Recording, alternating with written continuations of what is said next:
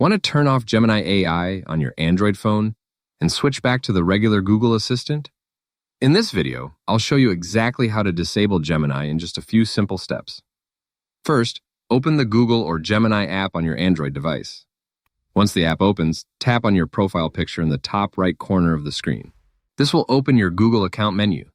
From here, tap on Settings. Now scroll down a little and look for the option called Google Assistant. Tap on it to open your Assistant settings. Inside the Assistant settings page, scroll down until you find Digital Assistants from Google. Tap on that option.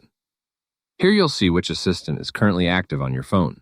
If Gemini is enabled, it will appear as the selected assistant. To turn Gemini off, simply switch to another assistant option, like the regular Google Assistant.